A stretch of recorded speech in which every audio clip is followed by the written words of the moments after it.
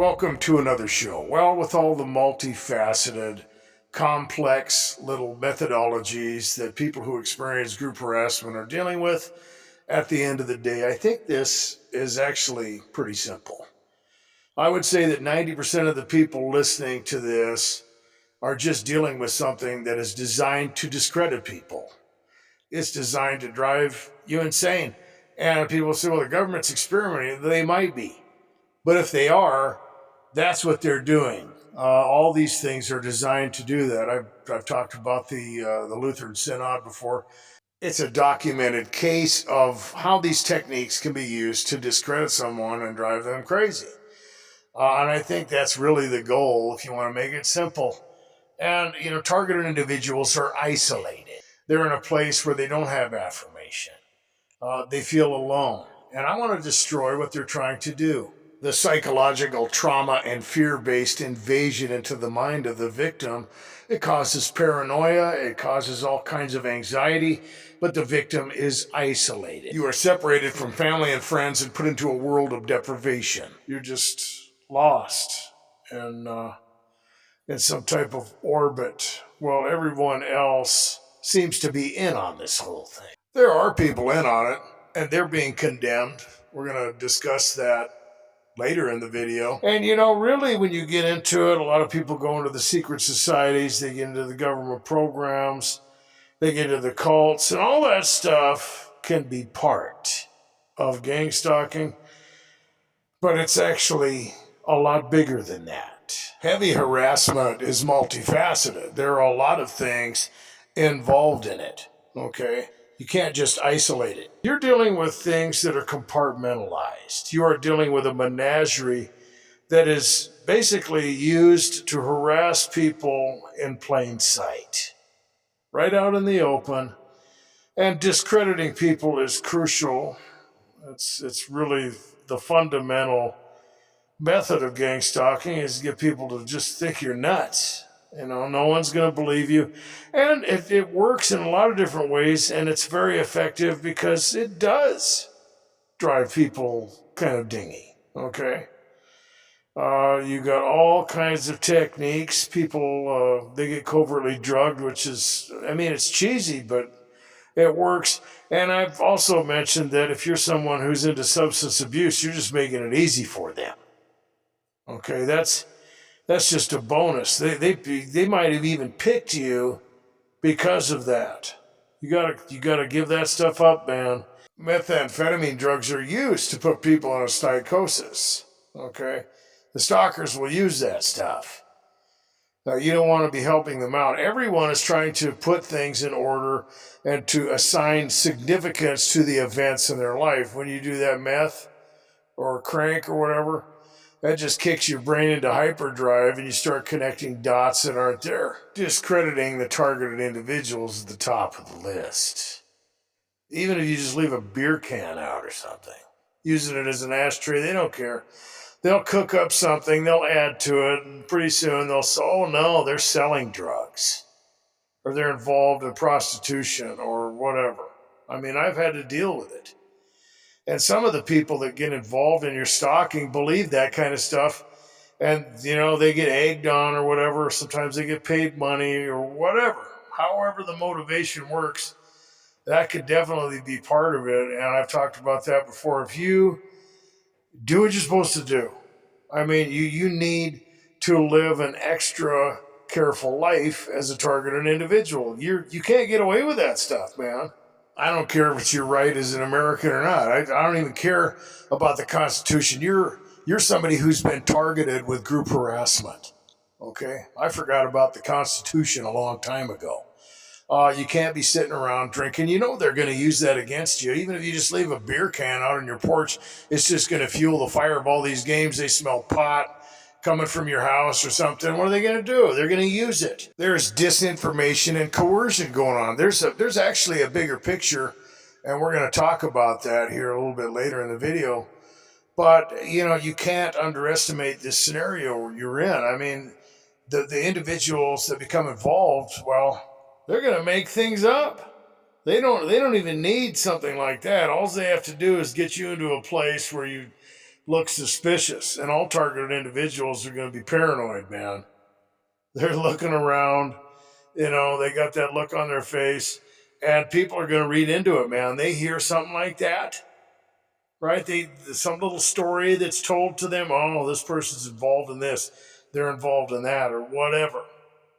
And they see you kind of nervous looking, you're looking around. They might even approach you and say something and make a comment based on the disinformation they got, and you react. Oh, they reacted, and to them, that's going to confirm that it's true. Oh, yeah, because look. Yeah, they're pretty touchy, man. I don't know. Something off about this one. And it just had, it's a snowball effect. It all builds. One thing leads to another, and they know that, too. It doesn't need to be one specific group.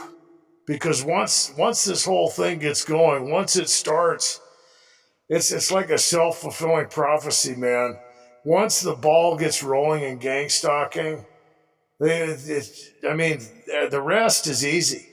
Okay, people don't even have to be involved, depending on what's happening to an individual, because they become dysfunctional. They have all kinds of problems. They might have problems with employment or whatever, and all you have to do is rattle the cage every now and again. All you have to do is throw some people, in their life, maybe somebody on your job to cause some trouble, somebody on social media, some little chain yanker, a little locust is going to come bite your ass here and over there, and then they'll just have you in that state of mind, right? And the rest, well, that can go even deeper, okay? And that's what I was talking about earlier, that this is bigger. And, you get targeted individuals who experience higher forms of harassment, and it just seems like it's waiting for you. Okay, it's almost like it's set up in advance, and I'm going to tell you right now, that's what I believe. It just depends on how your scenario is working. If you are a targeted individual who's experiencing intense harassment, and I'm talking about having a strict criteria, I'm not talking about the headlight stuff. I'm not talking about people wearing a red shirt or driving a particular color vehicle or whatever. No. I'm talking about hard evidence when people are obvious, they're harassing you, and you're trying to do everything to be critical of it and, find explanations, and it's there. If the totality of your evidence just involves a comment or an innuendo, if all you're getting is street theater, man, laugh. Okay, because there are targeted individuals out there who are getting more than flack. Okay? If all you're getting is comments, and I'm not saying it's not intense, I'm not saying you should take it lightly, because they will bump it up. But if that's all you're dealing with, don't worry about it. Okay? Because they will do other things. They will get aggressive. Sometimes it even gets violent.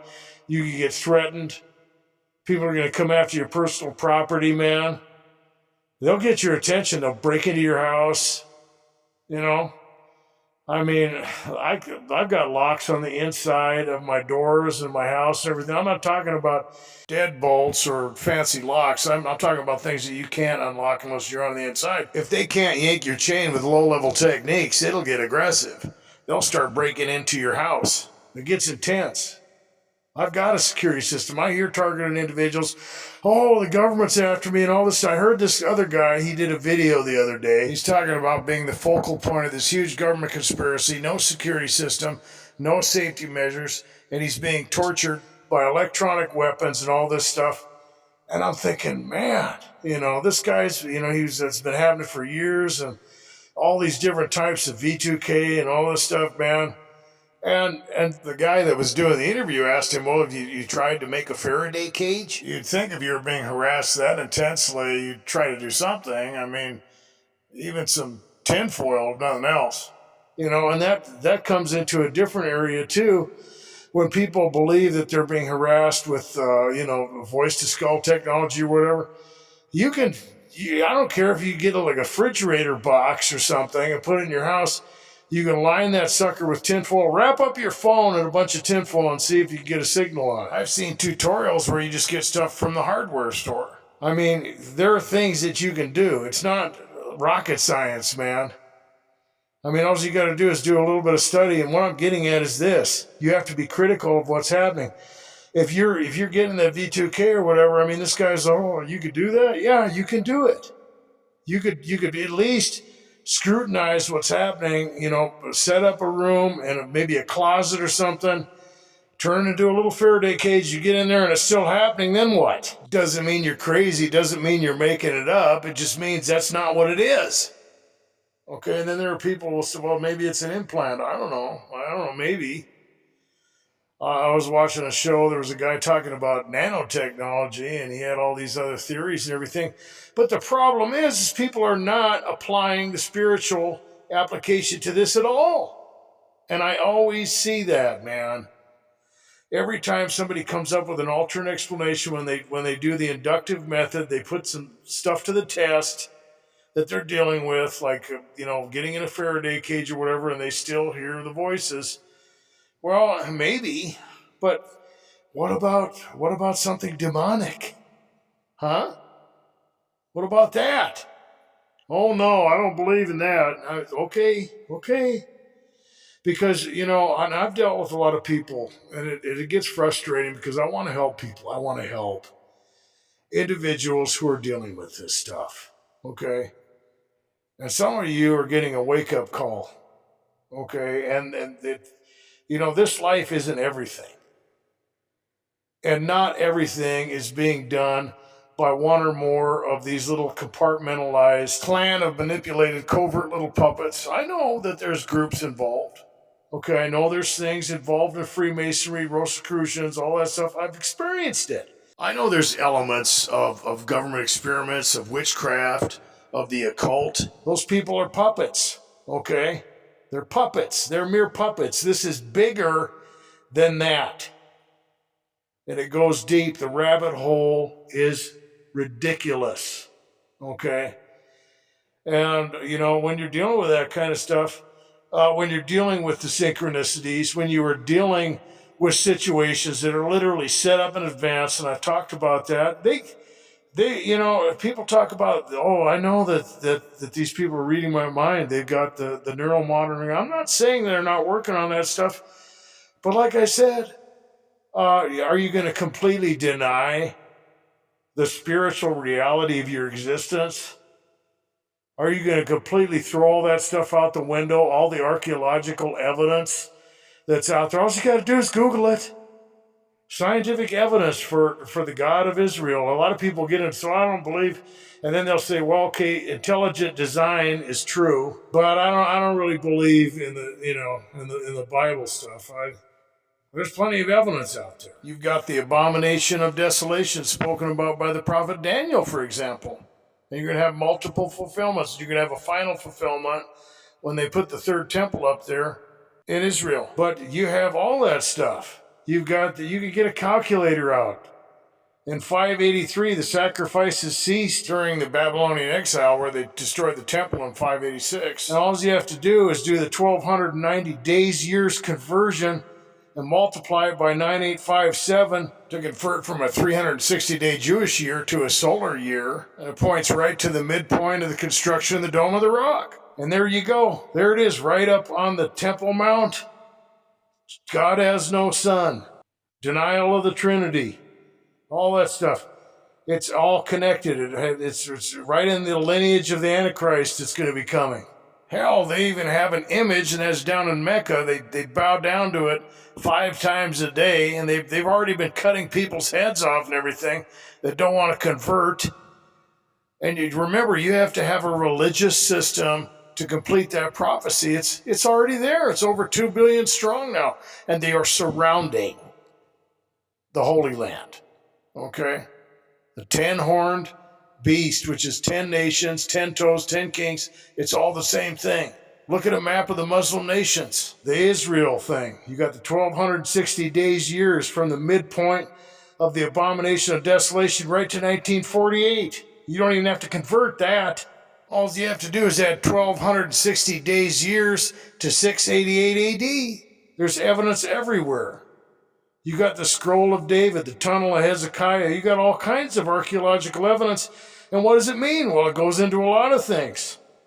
And when you look at Psalm 82, you see who's behind all this stuff. And you got principalities and powers who are literally running the planet. Yeah, the puppets are involved, but there's a bigger picture going on here.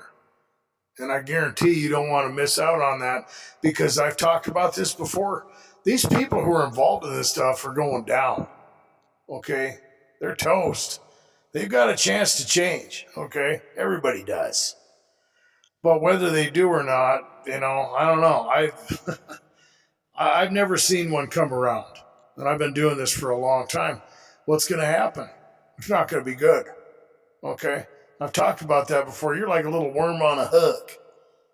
Whether you're dealing with these puppets, and think about it, when you get into the secret societies, what do? They have people commit sodomy. You got the skull and the bones. Why do they do that stuff? Because they're condemning people, man. They're getting them to do all these kinds of things. They're trying to lock them in to a trajectory of condemnation. They were going to take them to hell. Okay? That's what their job is. A lot of people don't know that. They think that they're trying to beat God with Jesus. He already destroyed their work. He took back the title deed to the earth. We're just waiting for him to return. They're judged, okay? They want to take as many people with them as possible. That's what they want to do.